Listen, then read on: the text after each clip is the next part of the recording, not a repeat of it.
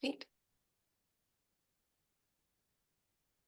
Well, Madi Harrison, we have been waiting a long time to do this, and I'm just so glad that you could come on, honestly, today and just share your journey. And you are just such a good friend of mine.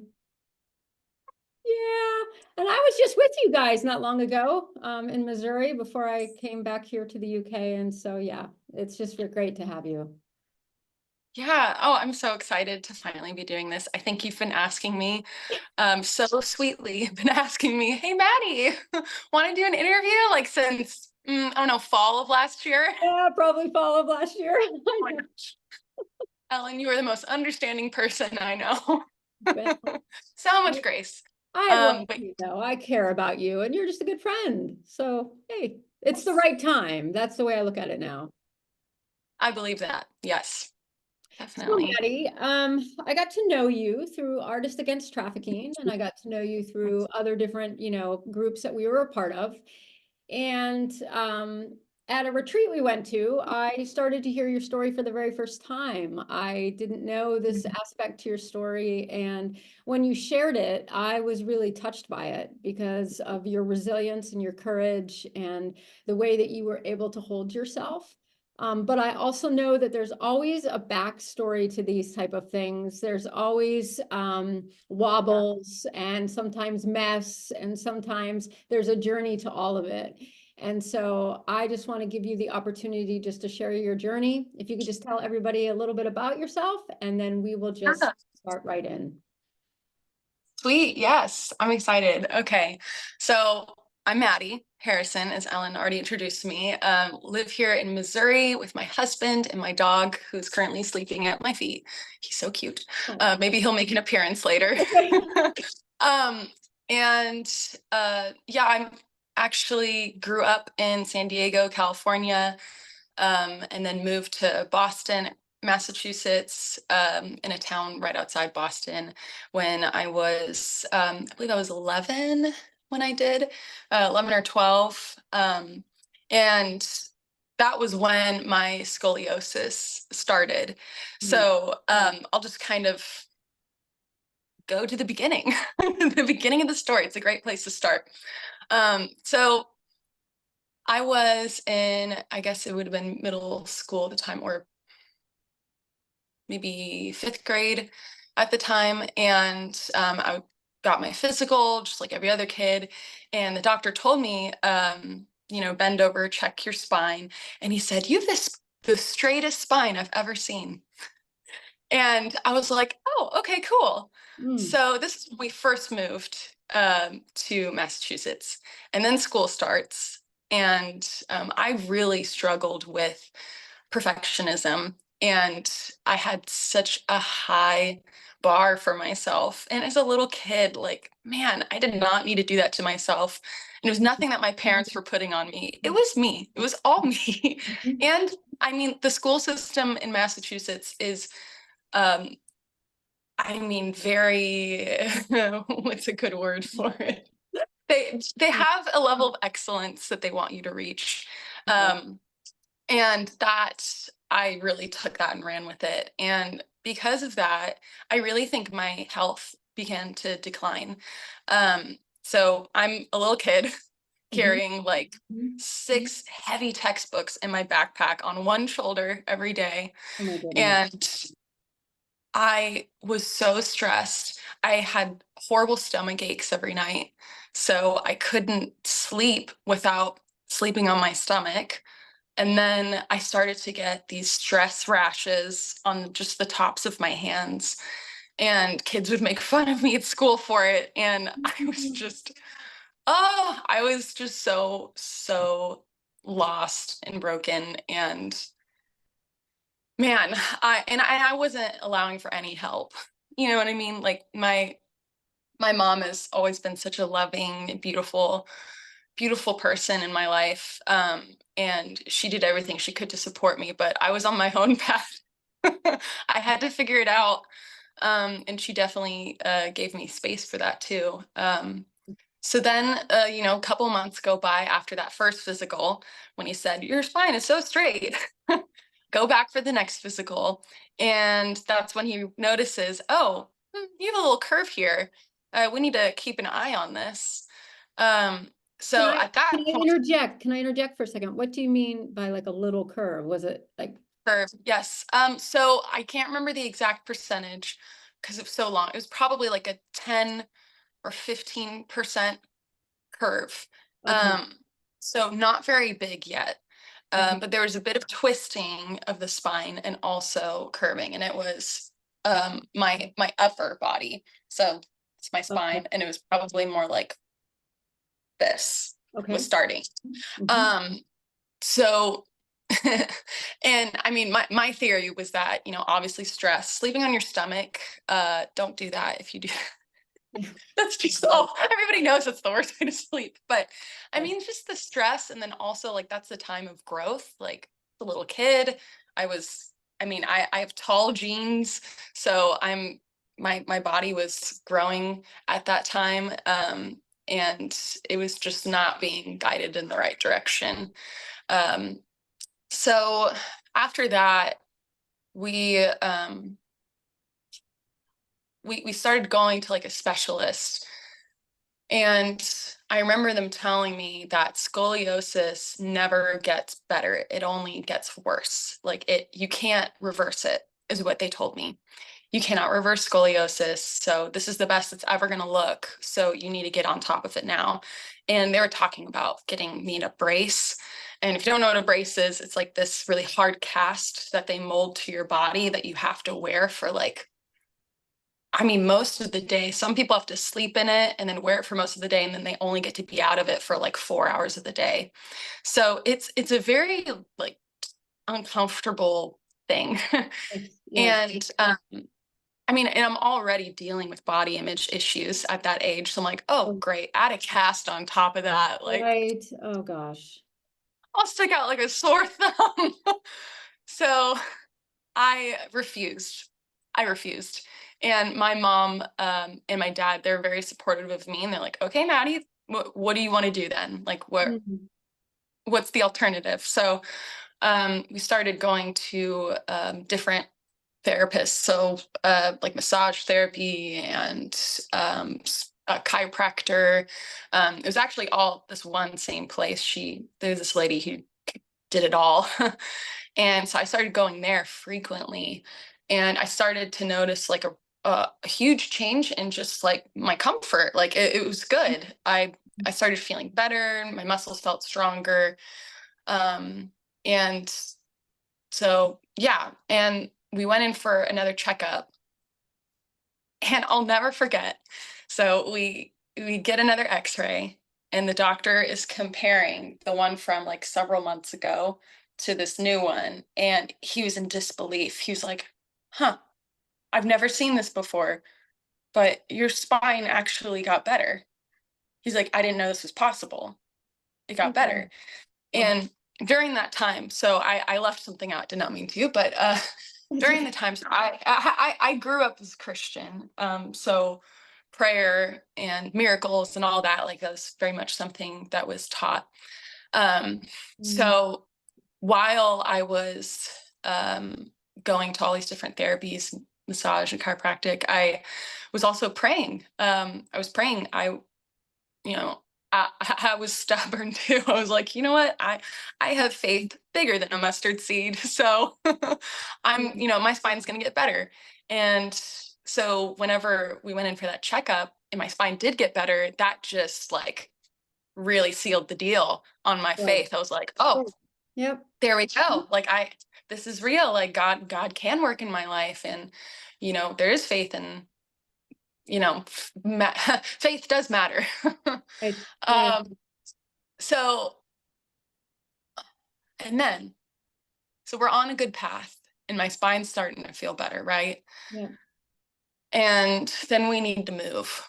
So we were living in Massachusetts for about 2 years, and my dad, his job fell through, and we were kind of reassessing things, and we were gonna try and get back to California, but I mean, the cost of living is I, insane. yes.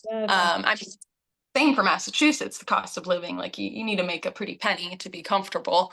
So we're like, okay, we need to go somewhere where we can just like get our belongings, like recoup, figure out the next plan, and then get back to California. So we move to Missouri, of all places, smack dab in the middle. Oh, Missouri. Good old Missouri. And it wasn't so random. My grandparents from California, they retired to Missouri, along with, and then several other family members, like aunt and uncle and cousins, followed. So we knew some people in Missouri, which made the move a little bit easier. But I had such a good regimen for my back, and my parents recognize this too. Like, it's obviously nothing I hold against them. Like, the move had to happen, but man, the change really happened whenever we left, and we tried to fill, that space with other therapists and other things, but it's just none of it was working like it did in Massachusetts. And so it was also really, really hard time for me when we moved too. I really believe that your emotional, mental health has a large, like very heavy bearing on your physical. And when we moved to from Massachusetts to Missouri, I was leaving behind two of my best friends. And they had become like sisters to me. And it was really hard moving to Missouri and trying to make new friends or find community again. I refused to for maybe a year or more. I refused to make friends. And doing that and yeah, just cutting myself off from from that really, really took a toll on me. And I don't think it helped my scoliosis. I really don't. So here I am going to high school now. And I mean, seventh grade, eighth grade too. We hopped around. I was going to public school and then the homeschool, just trying to find a right fit. So there's a lot of change going on. And I was still being bullied and my spine just kept getting worse.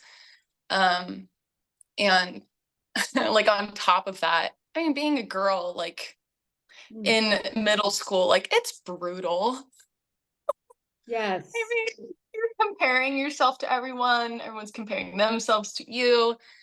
And I just, man, I was cornered several times and just told the meanest things. And I just look back on it and now I kind of chuckle. I'm like, whatever. Like, I don't know if I can, I'm not going to curse on your channel, You but can. I could You say, still do. It's all right. anywho, I'm not holding grudges because I recognize that everybody does things they regret.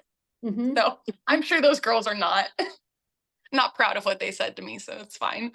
But yeah, all that to say, it was a tough time mentally as well. And I was still continuing to get checkups and x-rays, and my spine just like, ooh, it just kept getting worse and worse and worse. And at that point, you're starting to feel a little helpless, but rather than feeling so helpless, I just kept praying. I kept praying to God. And every night, every single night, Ellen, I prayed to God. And I had so much faith. Like, I genuinely believed that I could look in the mirror that night, see my crooked spine, and go to sleep, wake up, and have a completely new spine. Like, I would literally jump out of bed like it was Christmas morning to go look at myself in the mirror and see if my spine was straight. And every time it wasn't, I would just be like, okay, got to work on my faith. Needs to be bigger. God needs more for me. But I had this idea in my mind that I would be like this story, that I could give to other people to give them hope and be like, yeah, God miraculously healed me from a 90-degree curve So remember in Massachusetts, it was like this. Well, Yes. 90 degrees is this. It was big pull, and it was mostly in my upper body. And not only was it pulling, it was twisting too. So Wow. my rib cage was like twisting into itself, and my lung capacity was not at 100%. And I'm a singer at the time, so that that was challenging. I love singing. My family's very musical, and that was definitely something that would hold me back, and I would get lightheaded if I sang for too long or held out a note for too long. And Mhm. yeah, and I mean, the pain alone was excruciating. It was every single day. I had just my entire upper body was in pain. And I was so stubborn that I just didn't talk about it. I didn't, because I didn't want my family to know how much pain I was in, because then I didn't want them to make me do something drastic to, I mean, at the end of the day, help me. But I just didn't want to accept help. I wanted to be a miracle story. Yeah. I just wanted that so badly. So we ended up trying a couple of other therapies. We ended up going out of town for like a whole week to this place. I think it was outside of Kansas City. So I'm in Missouri, Springfield, Missouri, and Kansas City is like a 3-hour drive or so. Um, so my mom, my dad, and we went to this doctor, and this was kind of our last ditch effort before surgery became a must. Because at this point, I mean, with everything twisting and pulling, it was becoming life threatening. Um, and I was willing to try anything before surgery. So this place, it was an interesting experience. I would, I have to find photos of the different contraptions I was in, but it looked like some form of medieval torture. Because like I remember one of them where I was just laying down on this bed, and they would get these leather straps and get them as tight as they could. And so I'd be laying on my stomach, with my face and like, like the pillow, the whole thing, kind of like in a massage table. And they would tighten this belt on one side to pull my curve over to the other side, and then do that to my lower back, because my lower back was compensating for the upper curve. So it wasn't as bad, but it was still there. So like two huge straps tightened on my body to force my spine to be as straight as possible. And they would just leave me there for, I don't even know. I think it might have been an hour. They built it up for how long I could. Did they put you I on could. medication to like help the pain, or would you just went right through this with the pain? I just went through it with the pain. Afterward, they said, they're like, yeah, if you want to take like a couple ibuprofen or, something like that, you can. So, I mean, it wasn't looked down upon to take it, but Ellen, Oh, well, I yes, was not communicating my pain. I And, know, I know. and I didn't want to take, I mean, I didn't want to take medicine. I didn't want to, yeah, I didn't want any form of crutch. I just wanted to be fixed. And yeah. Well, so I'm just going to interject here for a second, Yes, you because do. the miracle story seemed to be the direction that you were really wanting to go. Why? What was the Yeah. thing with the miracle story? Well, it's a really good question. I think I saw an opportunity, and I was always raised to be, a believer and Christian. So at the time I was a Christian still, Mhm. definitely. And I was singing on the worship team and always a part of church and going on mission trips. So I was very proactive, in my church community. And so this was just like, oh, this is my battle. This is the Mhm. thing that God's going to help me overcome. And it's going to be this awesome Mhm. story, you Mhm. know? Um, this is my mountain and it's going to be moved. So I didn't want to get in the way of God's work, in my mind, like, and if I didn't have enough faith, I'd be getting in the way. Also, I think I just decided one day that this is how God wants to do it. I'm like, yeah, God wants to heal me in this way, no other way. So I'm on board. Let's do it. Um, Side note, I just remembered this part of the story. This will just show more of where my mind was at. So one day I was doing laundry and I got this stain on my favorite shirt, and it was like from oil or something. And if you've an oil stain, like, very rarely are you going to get that out. So I washed it, didn't come out, washed it again, didn't come out. And then I put some like cleaner on it. And I don't know, I just kept dousing it with cleaner to try and get it out. And I remember the last time I was like, okay, I'm about to wash it for a third time. Lord, if the stain comes out, then that means you don't want me to get surgery. So no. I washed the shirt for a third time and the stain comes out. So my little brain is like, oh my God, God doesn't want me to get surgery. I'm going to keep going in this direction. I'm going to keep on with my faith and believe that I'm going to wake up one day with a straight We've spine. all done that. We've all been here. Yeah. Oh gosh. I was. Yep. Yeah. So, man, I go through that whole weird therapy for a week, and it was like I'd get up in the morning, and it was a full day. So get up in the morning, go to this place, be there until like 3 p.m. And then it might have been later actually, because I think we were eating dinner by the time we got out, but it was still light out. So it was probably like 5 or something. So we'd get out and then get dinner, go to bed, and then go back and do the same thing.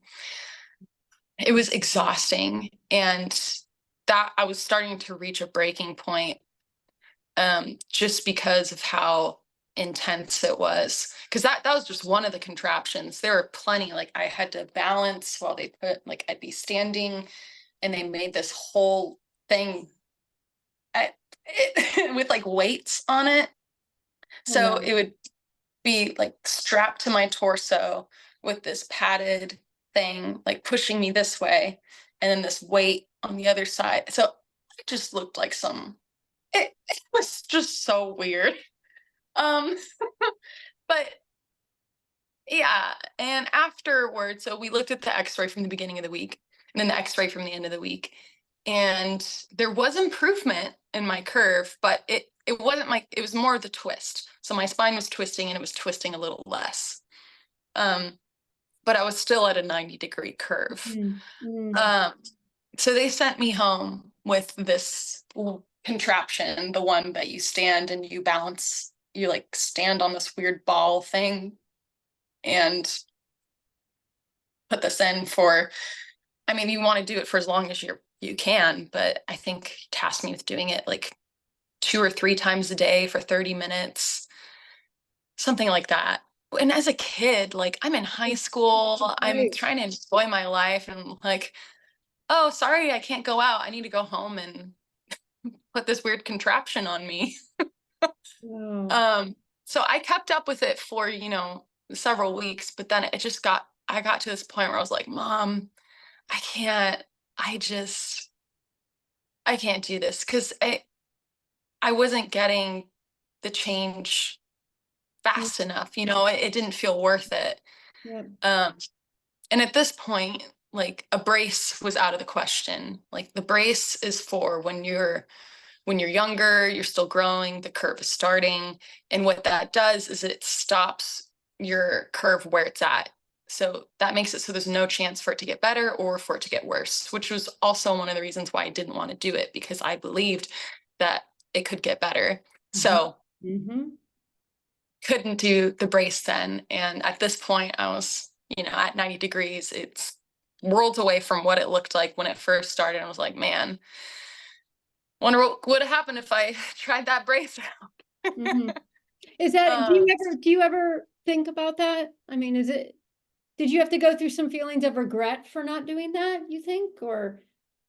Yeah, at first I did. I thought about all the things I could have done differently that would have made everything less traumatic and less Mm, painful. mm, But I mean, looking back where I am now, I wouldn't change anything I did mhm, because I like the life I have now.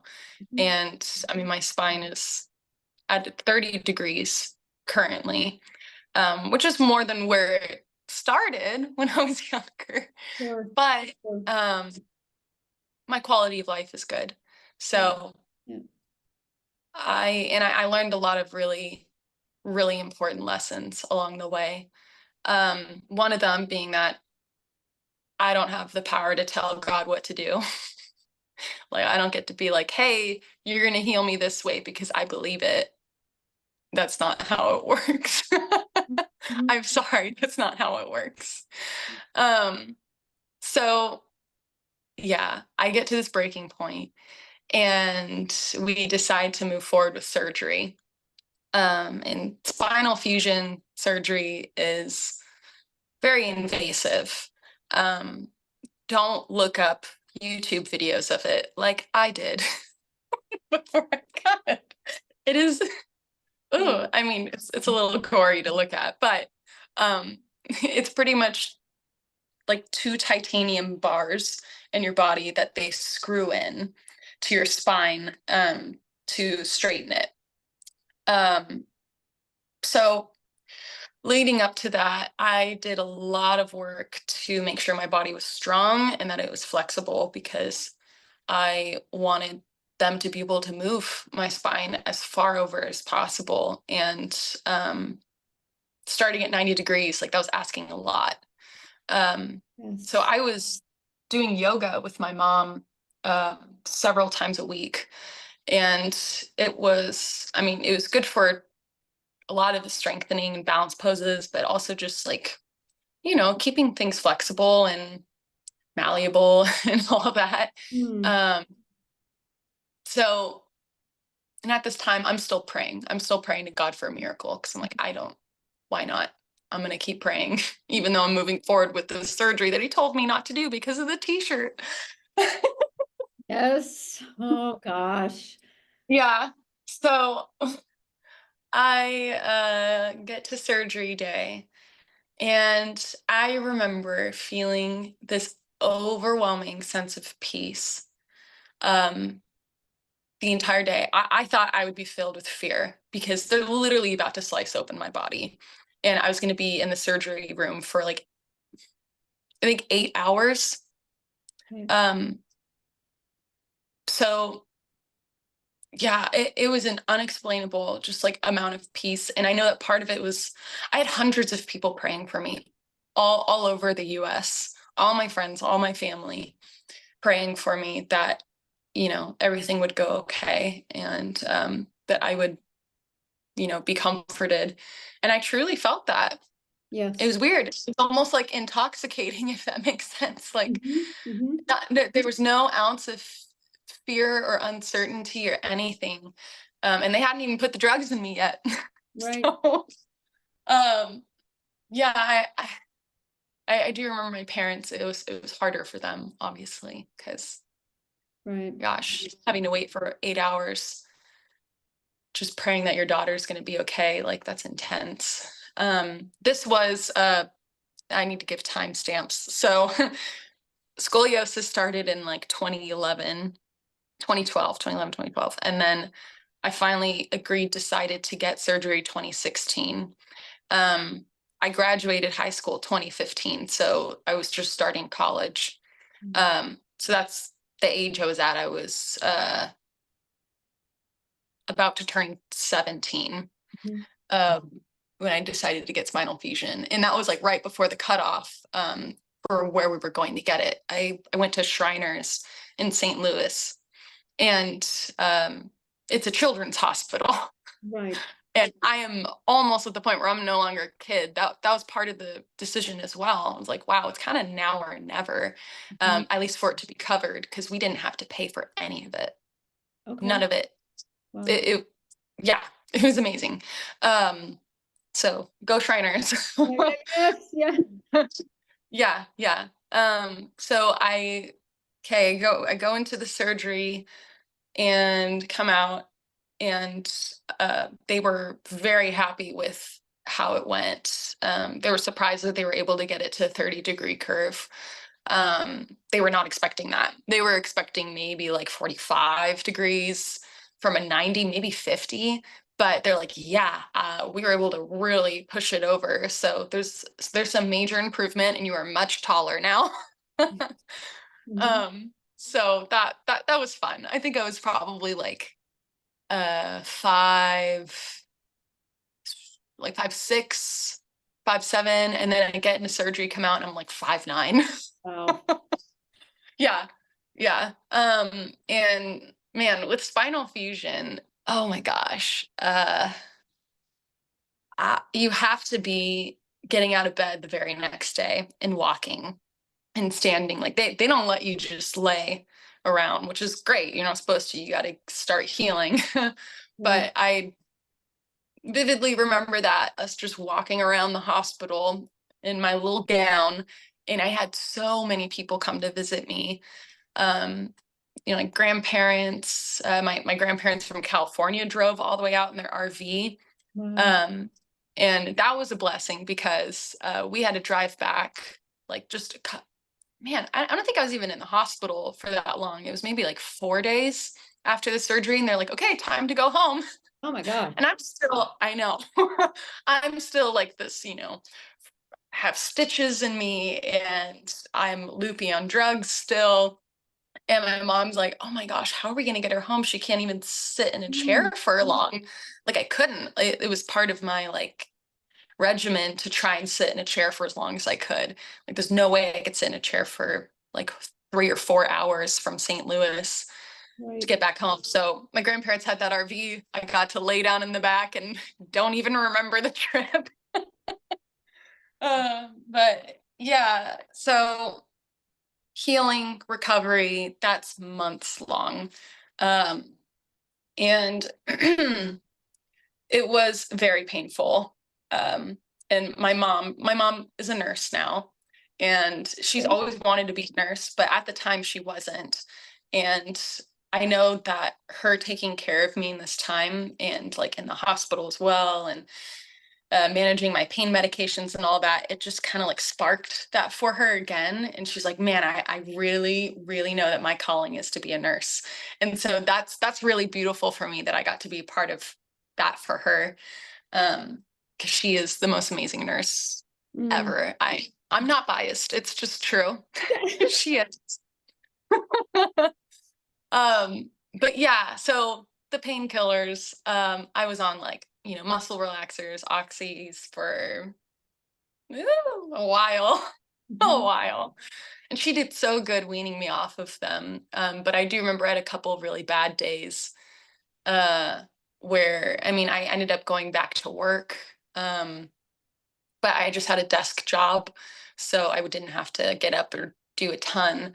But I remember one day I was hurting so bad. I went home and just popped a couple oxys, Oh, went to oh, bed. And this was after my mom had weaned me off of them. And I got violently ill mm. after, like, it's probably not a good idea to do that. So there was some learning, there was a Right. learning curve Yeah. to like this new Yeah. type of pain I was feeling, because I was so used to the pain I had before, but this was a whole new ball game. So you're getting the full story. Is this what I you're am. wanting? Well, I said you have the freedom to talk. So you Okay. go.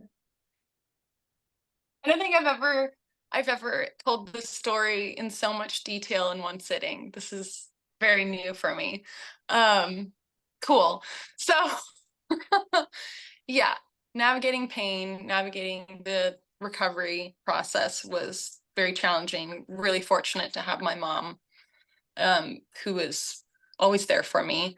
Um, but during this time, I mean, I was having a real spiritual Mm. battle. I mean, I thought I'd failed God, but also not only that, I was so bitter towards God. Sure. It's like, I was like, what is wrong with you? Like, Yeah. I held on for so many years, and you just let me do that. You just let me do that. You let me get my spine to a 90-degree curve. You saw me in pain. This could have been avoided, Yeah. but like, where were you, God? What the Mm, hell? mm, yeah. So I got so bitter. I got so bitter toward God. And it was, and we got to the point where I stopped leading worship at church. I was like, I can't do this. Every time I'd go up there to do it, I would just start crying, Mm, crying those angry tears. Like, I gotta stop putting myself in this situation until I get my shit figured out. mhm. So, I don't even know how long it was. It was maybe a year, maybe less. All feels a little fuzzy. But one day I was praying quite angrily to God. And I mean, at this point, I was still kind of praying for a miracle. I I know. was kind of getting back on that bandwagon of like, well, maybe God can still heal me, Yeah. even though I have this titanium in my spine. I did And my that. parents, Mm, my sweet parents, they just supported me in whatever I wanted. Whatever, like they weren't ones to talk me down. Um, so I I remember there's several different people in my life who would, pray over me and, anoint me with oil and do the whole prayer. I remember there was this one guy who we got really close with. And he was really, really just gung ho about God and healing power and, knew Bible front to back, like, that kind of person. And he came over several times to pray over me, like to our house. And I remember one time he wanted to be alone with me and take me, like, because like we're all in the living room and he's praying and he's like, I think I need to be alone with Maddie and pray with her. And I'm just like, okay, guess God can't work in a room. yeah. Right. But Okay. that's when the wheels started turning. I was like, why? Why? Uh, what's happening? Because he took me in my parents' room. We like sat on their bed and he's like touching my back, praying for me. And I mean, it was the same prayer he said out there with my parents. And I just remember starting to feel weird about it. I'm like, why am I alone with this like Mm-hmm. 30-something-year-old man who is like who says that this is the way? Like this is maybe the missing ingredient. Like, okay, we're trying too hard.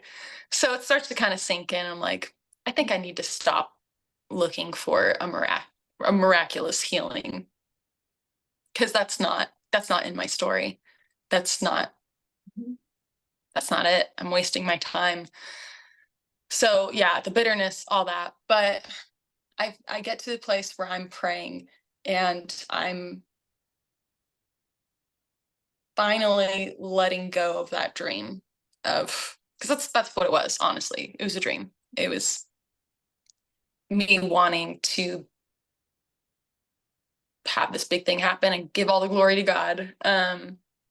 And I realized at that moment, like, man, I need to stop praying for healing and I need to start praying for this bitterness to go away and for my heart to be healed. Um, so I did. I changed my prayer that day and I woke up the next morning and it was completely gone. Um, and that was really like symbolic for me because for years I'd been praying for that overnight healing where I would wake up and my scoliosis would be gone. And this time it was different, but it was a deeper healing. It was my soul, it was my heart, it was this anger that was just growing its roots in me. It was completely dug out. It was gone. Just like that. in the morning, I felt like a new person.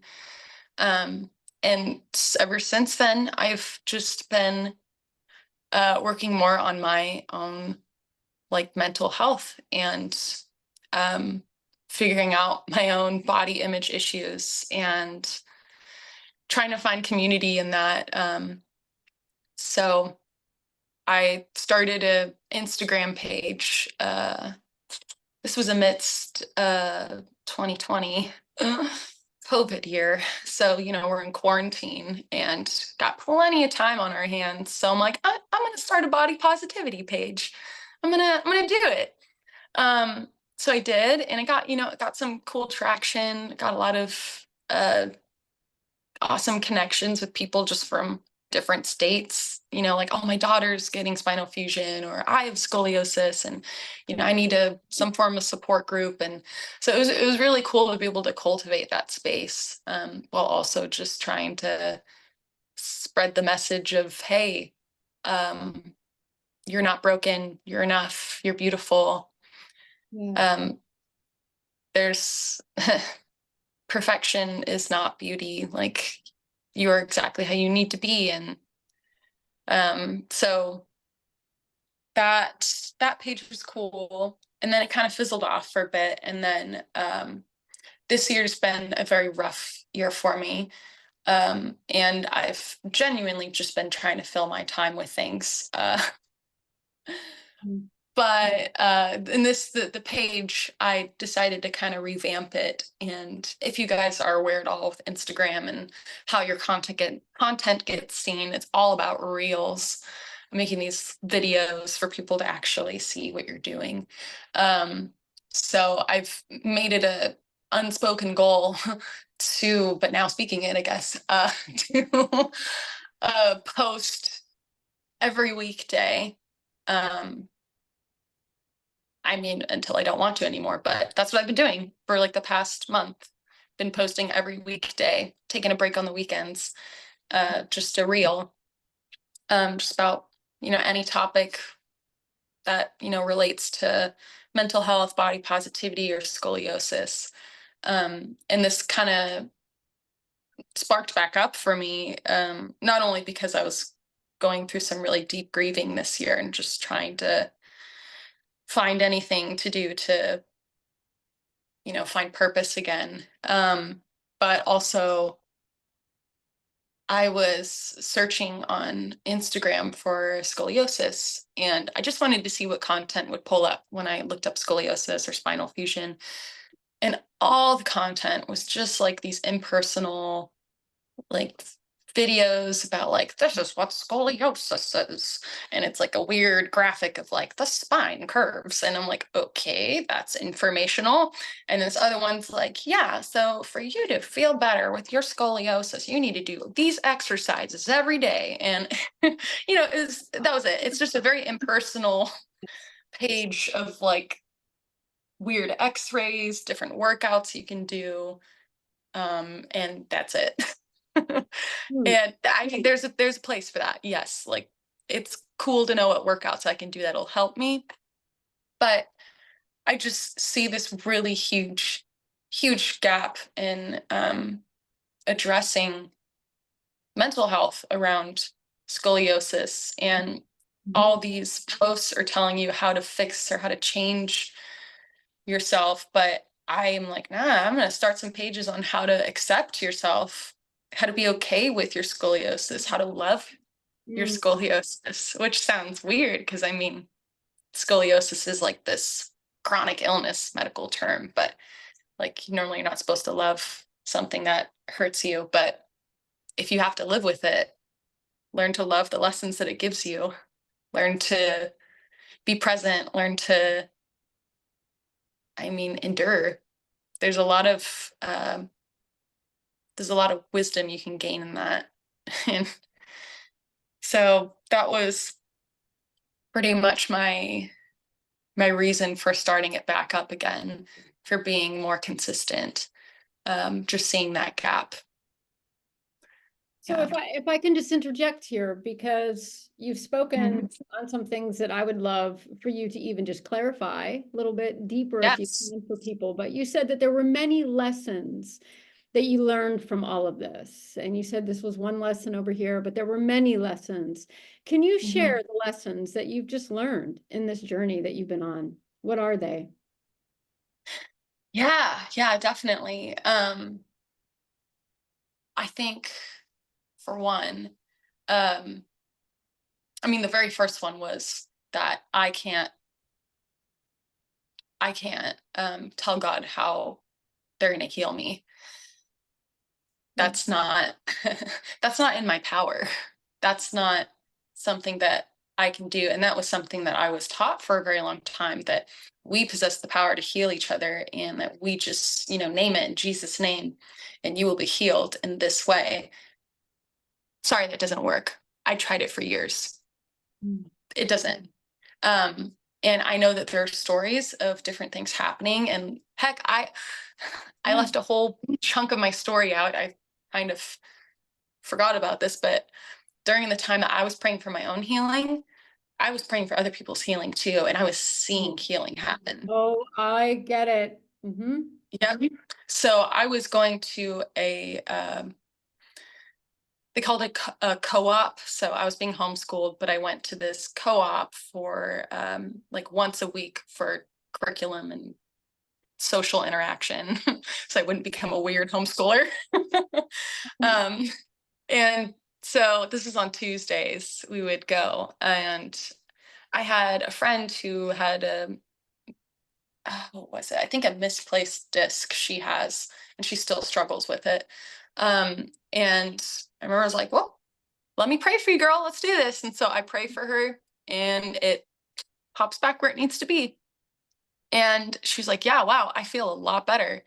Um, but for her, she had been prayed for in the past. That's happened. And then it, reverts back to where it was. So that was the same case for this. But in the moment, I healed her Oh, in yes. Jesus' name. Yeah. And then this other girl had been in a car wreck and had some really horrible pain. And she was just, we're in a group, she's talking about it. She's like, yeah, every single day I have this, I think it was neck pain or something. And I just stood up and I was like, can I pray for you? And I remember her being shocked. She was like, okay. Like she's kind of the popular girl. If a homeschool group can have a popular girl. Oh, God. Um, so, and I was just like this weird little wimp of a girl. Like, I don't know. I was such a weirdo. Oh, I will speak kind things over myself. Yes. Okay. Yes. So I go up and I pray for her, and she's in shock. She's like, it's gone. My pain's gone. And I was like, cool. And I just walk away. Mm. That's what you did? You just said cool and walked away? Yeah, I was just like, God did that. Glory to God. And I just walk Yeah. away. Yeah. Mm. Yeah. So there's different things like that happening. Um, so it was very confusing for me to sift through and be like, well, I did this in Jesus' name, but why can't I do this in Jesus' name? Or like other people do it for me in Jesus' name. Like, Oh, yes. what is going on? Um, yeah, that Yeah, was it my big always lesson. sometimes, and it can feel very unpredictable. Do you know what I mean? Like you can have this sense of assurance, but then there are these unpredictable moments that happen. Like I remember working overseas, and there would be people who would have blindness. One would be healed, the next one would not be healed. Yeah. Then you would go through this where everybody was healed, then nobody was healed, and there was never any consistency to it at all. And to me, I think that was a great lesson for me. It opened Mhm. my eyes in a lot of areas. Yeah. Yeah, definitely. Um, so that's one lesson. Oh, yeah. I Yes. think another lesson would just be um, that there is a lot of healing that can happen in just opening up. Because I am a chronic stuffer where I do not like to share my feelings. I mean, obviously, I didn't even share my own pain level with my parents for years. I just wanted to be strong, and I didn't want to be seen as like a problem child, which I was not that. But there's a lot of healing that happened for me when I started opening up and just like being honest about my story and about my pain and my hopes and everything. And not only is it healing for myself, but I've been able to also reach people with my story in a way that has been so beautiful. Like, I don't think I could have connected with people like I do now than if I would have woken up one day with a straight spine, because that would have created this, I mean, at the end of the day, unrealistic expectation for other people's scoliosis. Because if I was touting around this story of like, yeah, God healed me overnight, he can heal you too. How many people would I have fucked up with that belief? Right. So many, Right. so many. So I'm so glad I was not healed in that way, because it's just not realistic. But man, I've connected with so many beautiful people who have scoliosis, and there's more power in overcoming a pain and like an illness that you still have to live with. Like physically, I still carry it around with me, but mentally in my heart, I don't. It's not a burden on me anymore. Mm. And I really love being able to share that with people who have scoliosis and be able to hopefully encourage them to also get to that place. I mean, it takes years. It takes years, and you have to have the right people to fill your cup and to encourage you and be there for you through that, because it's not an easy journey. So, you know, I learned that. I also learned, I mean, through actually giving to myself and finding my own identity after that, and not putting so much of it in God and what God wanted of me and how to be a servant and all that.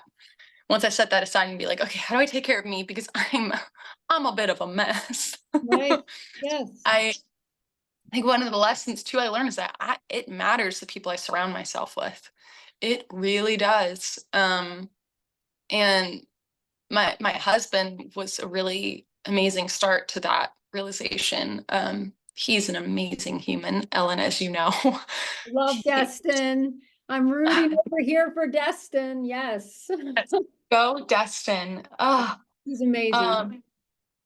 man, did he help me see my worth um, in so many ways. And that was really, really beneficial for me in my healing journey. I realized not everybody has a Destin to, you know, do that for them and to speak truth back into their life, and help me with my body image issues. Like it was even hard for me to be intimate with him sometimes, because I didn't even realize how much shame I had over my own body and what I looked like. But that's, yeah, I've really healed from that.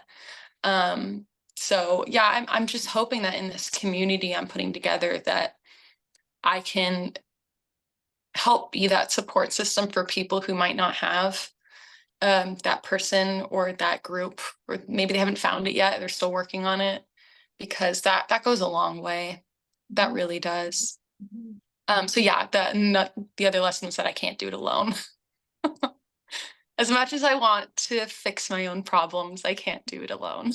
No, no, you can't. Wow. No. Mm-mm. Wow. I think those are some of the biggest lessons, and there's like little ones here and there. But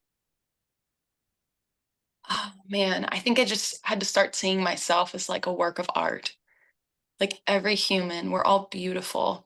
We're all unique from each other, and that's what makes us shine. And there there shouldn't be this one person held to the standard of like, ah, that's beauty. We need to look like that, because that's not realistic. Like Yes. that's not real art. Every artist has their own medium and their own style, and that's what makes what they create so beautiful. It's like, why don't we see ourselves in that way? Because I mean, we are, each of us. Um, so that's empowered me a lot to just start seeing myself in that way. So anytime I get a pimple, or I, you know, wear a dress where my curve is more pronounced, I just look and be like, man, you know what?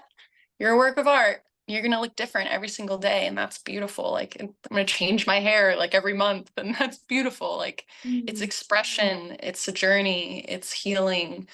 Um, and I'm along for the ride, and that's a beautiful thing that I get to, like I can't take life for granted. Like this is my life, and I get to try and live it and nurture it as best that I can. So that's a privilege. Yes, yes. Now, it sounds like it was a heart change that happened to you, not just a mental acquiescence of something, because you know how people will be like, oh, you just tell yourself, I don't know, like 100 affirmations, um, a day, and you're going to come out on the other side loving yourself. But it sounds like it was a real heart change. It was something that had to go deep. And I can only imagine that you embracing this part of you, you loving this part of you, touched into your heart space. Hmm. Yeah. Yeah. I mean, for so long, I felt disconnected with it. Like, Yeah. I always pictured, like, I had this mental image of like a snake, like, wrapping around my spine. And like, every time I prayed, I was praying for that, like, evil snake to just, like, let go and get off of me. Like, you're not part of me.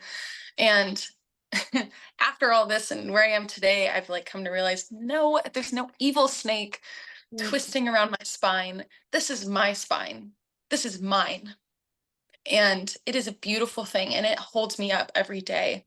I can walk, I can dance, I can sing. That is beautiful. It is not flawed. It is doing its best. I'm doing my best every day, and that's something I can celebrate.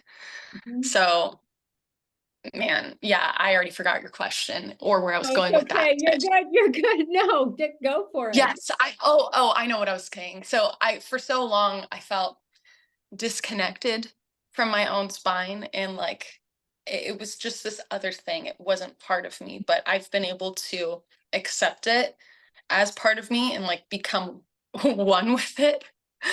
Um because I mean I have to live my life with it. And it's weird how there's even healing in that, and just this acceptance of the things that make us different, or the things that make us stand out, or what society might see as flaws or imperfections. But once you start to claim them as like, what, no, this is mine, this is mine, it starts to become a beautiful opportunity for healing. And yeah, that's pretty much what it's been for me. Yes. It's been not a cutting off of something that was said was a flaw. You didn't cut it off. I think, Right. I mean, I'm just going to say this with regards to Christianity, that there is a lot of sometimes this cutting off. There's this bypassing. We're just going to pray. We're going to believe God's going to heal it. And that really sets people a lot of times up for disappointment. There's disappointment that can come from that because you're always believing for this thing that never arrives. Yeah. And Yeah. that I think that there's a damaging that can happen there. There's a religious trauma that can come from something like that when you're always, we got to get rid of this piece of you, Maddie. We got to get rid of it. We got to cut it off. This is unacceptable. This is unacceptable, which only increases this lack of self-love in a person. You can't love yourself when you're constantly trying to cut things off. I can say that as my journey and my story. Of coming into who I am, as a lesbian, that was really hard for me because it was very much like you cut that off. That's not right. You don't do that. There was nothing about embracing or loving yourself or anything like that. It was like, this is a flaw and it's just this thing and God's going to take care of it. He's just going to heal it. It's going to be all over. And so you're striving, I was like praying forever for the gay to go away and it wasn't going away. It was never going away. Because that was not what was supposed to happen in the beginning. And I feel like that's the same with you, with your story, is that Yeah. I think that there are more people out there who can relate to your story. And so one thing I love about your Instagram page is because people can relate to your story. Yes, there's information on it, whatever. Okay, we do that, but it's your journey. It's your journey that you're sharing. And I'm all for people sharing their stories because that's how we learn. I have learned some very key things just by listening to you today. By giving you the freedom of space to just talk, I've learned different things about myself, or I've learned different things about what you've been through, or I've learned where maybe I can help someone over here with this because of you sharing your story. And we don't want to be afraid of our stories. We don't want to be afraid where, and you know, and this is a thing that's coming out, and I'm kind of wanting to know if you could speak to this a little bit, but this is coming out a lot in spiritual community, where it's like, we're not going to talk about our stories. We're, you know, that's over there and we're going to leave that there. But actually, that whole chunk of this journey that you have just shared has made you who you are today. Just saying that we're not gonna, we're cutting this part of our story off, or we're only gonna, you know, do this over here with our, oh my gosh, we are leaving out what has been the gold in you.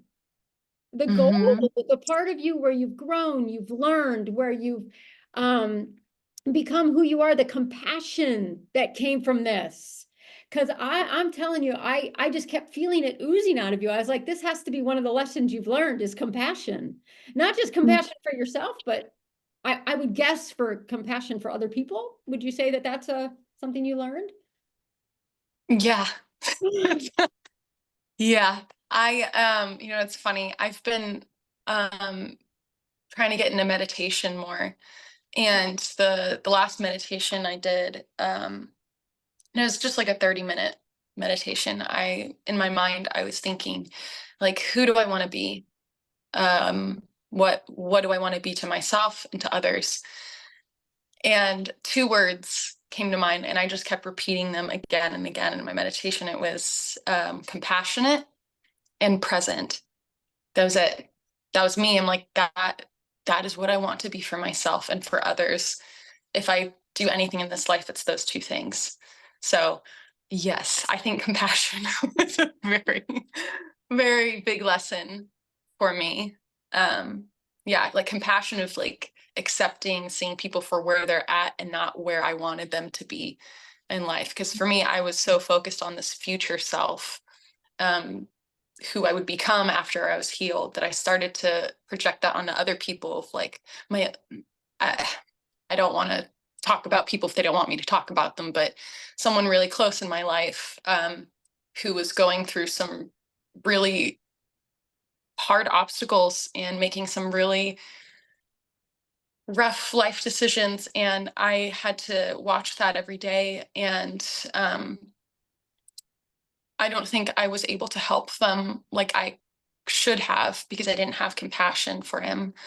I was so focused on what he could be, or what I wanted him to be, or, you know, this idea of what his life would be if he was thriving, and not into all this scene and all this other stuff that blinded me from the relationship I had in front of me, the opportunity for compassion and for meeting him where he was at. And so I think that's been a very big lesson for me, realizing that the only way I can connect and love people well is to be compassionate and meet them where they're at and be present. Yeah. But for like what you're sharing, about people disconnecting from their stories, from their journey, I guess I'm maybe not in the spiritual communities much, because I haven't really picked up on that discussion or heard other people's ideas on that. But yeah, I don't think I could ever disconnect from my story and what I've been through. It has made me who I am today. And like I said before, like I wouldn't change anything of what I did when I was younger. I mean, as far as like my scoliosis decisions go, and that journey, and what the decisions I made to help my body, like I mean, yes, I could have done other things sooner to, you know, stop the curve from getting stronger. I could have just listened to the doctors, but I didn't. That's okay. That was younger Maddie. She needed to go through that, because if I didn't, I'd be a very different person today. I think I would still be praying for people in airports and asserting myself in that way. And I'm really glad I'm not. Yeah. that's not Mm. that's not authentic for me, because at the time I think I was um I how do I say, I guess I wasn't prioritizing finding my own identity, who I was, who I wanted to be. I was just so focused on, what did God want of me? What could I do for God? How could I be a servant? And just lost my sense of self through that. And yeah, if I didn't go through that, I think I would still be in that spiral.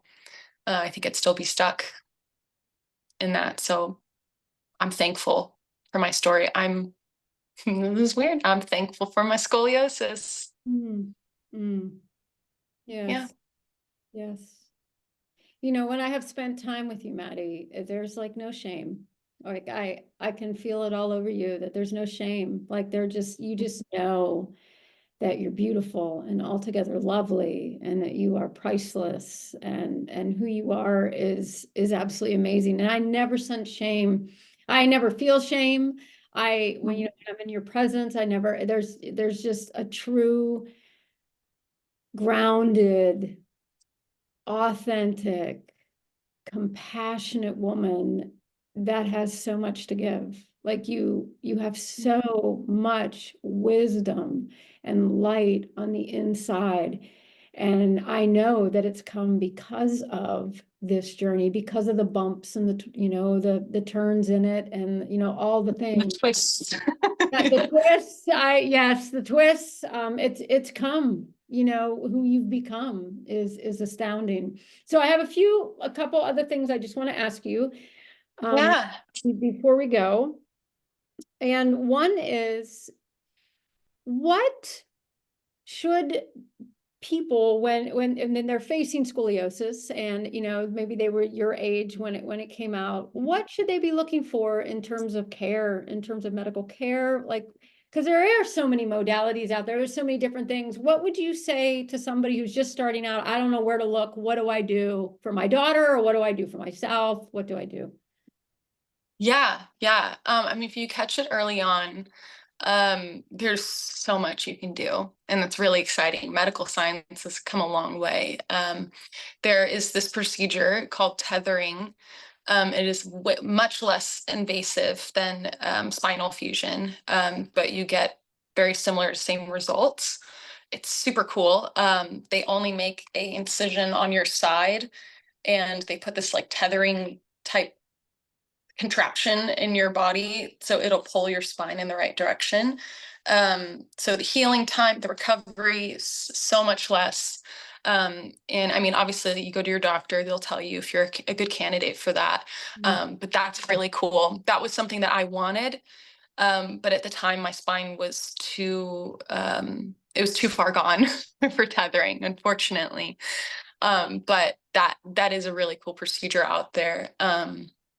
Also, I mean, just strengthening my body, like leading up to surgery day, was really, really important. I mean, doing the yoga, just like the balance poses, endurance, flexibility, I mean, just taking care of your body like that goes a long way. But I mean, even taking care of your body in the sense of like, this is for pain management. This isn't for like, okay, fix it with this workout. I'm not saying that. That's a lofty goal.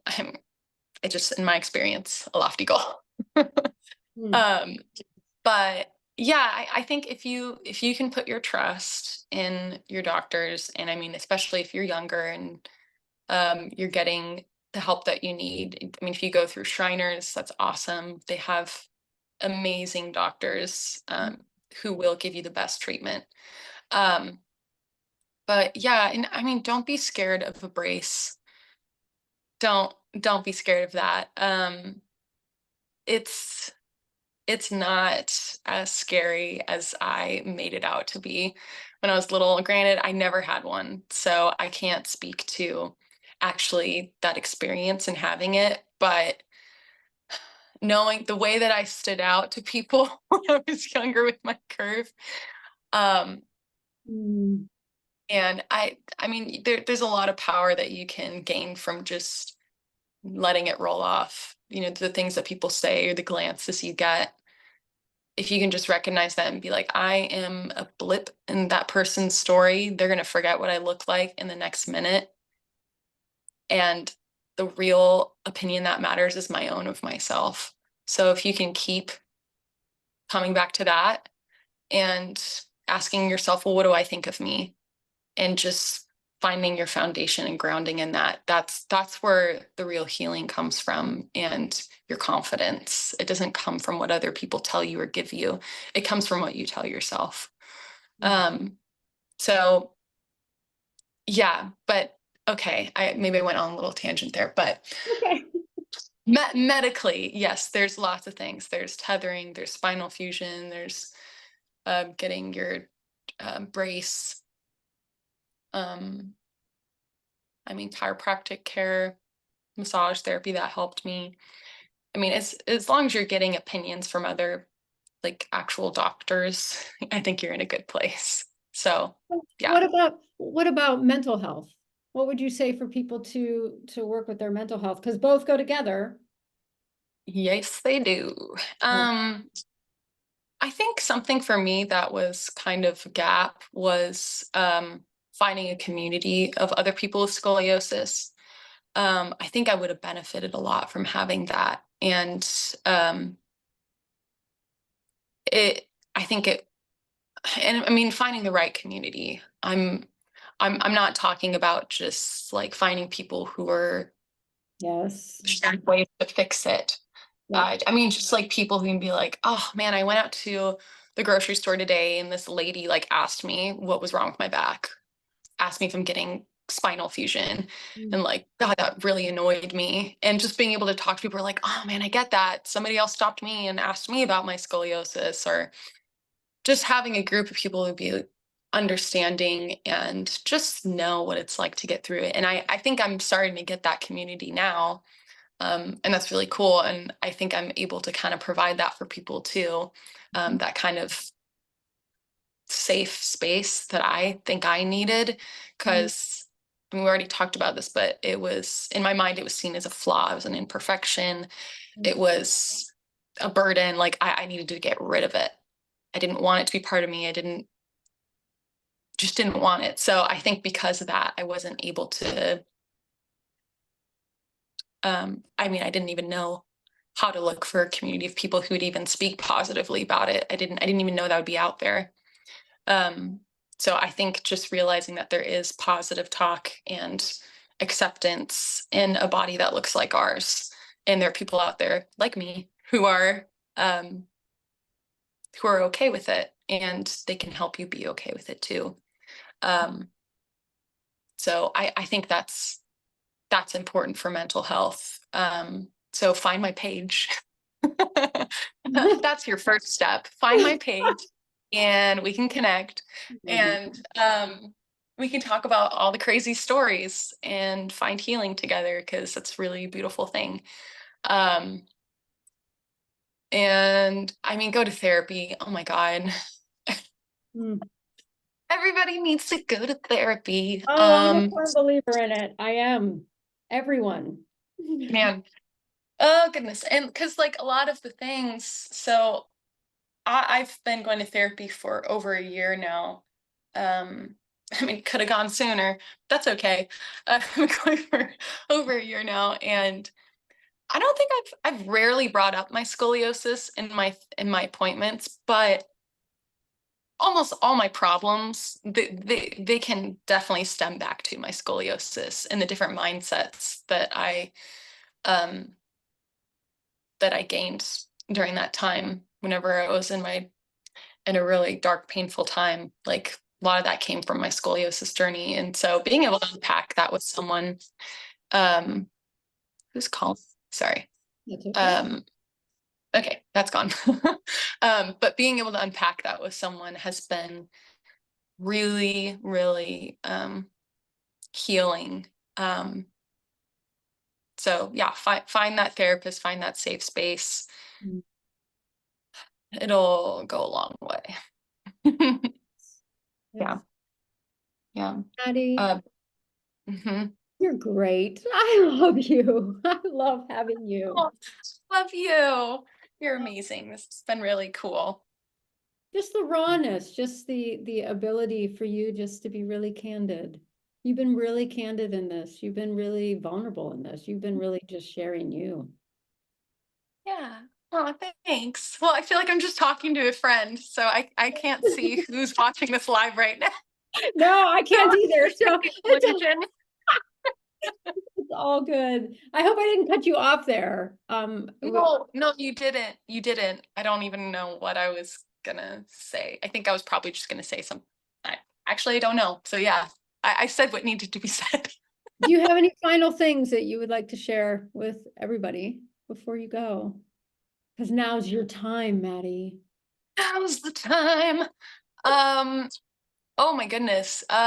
Find my Instagram page. It is Beauty with the Scars. Okay. And the goal is to continue sharing a video once a week, not once a week, every weekday. And I would really love to connect with more people who are willing to share their story. I mean, like I'm doing now, I don't want to just post, informational or encouraging or goofy videos. Like that's not what it's about. That's Mhm. It's about the hook. It's about getting the word out so people know that there's a community and that there's a safe space. So if somebody's watching this and they have scoliosis and you're wanting that, I want it too. So definitely let's connect. I want to hear your story and be able to meet you there, and hopefully we can encourage each other.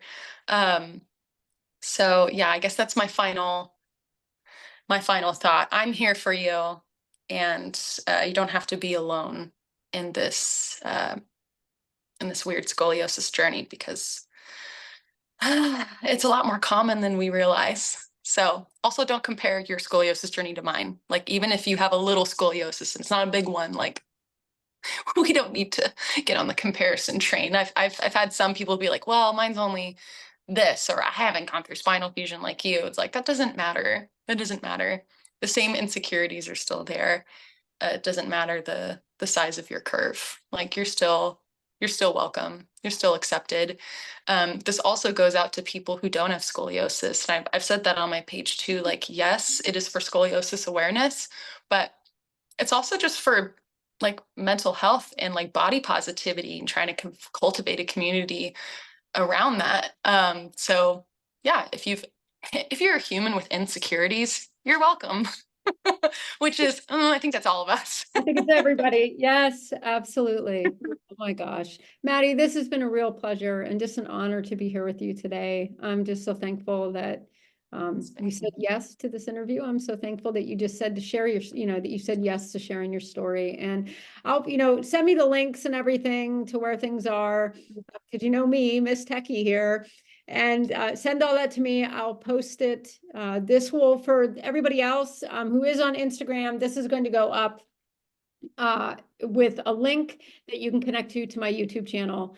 And I do have some clips that I'll be sharing, some things that I think people will really just be challenged in their growth. You are beautiful, beautiful, beautiful, beyond beautiful, and one of the most courageous people I know. So it's been an honor being with you today, Maddie. Thank you. It's been an honor for me too.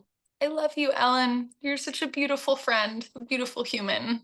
Well, thank you, Maddie. And we may have you on again. You never know. We might just talk totally about body positivity, might be the next thing. So, but thank you for Of sharing. course. And Of give course. Benson a, huge hello for me and your little dog. Well, actually, it's not a little dog. It's a pretty big I dog. will. Yeah, he's sleeping. I thought he'd make an appearance, but he's just having dreams. He's living his best life. So sorry. Next time I'll show you all my dog. Sure thing. All right. Thanks, Maddie. All right. Bye.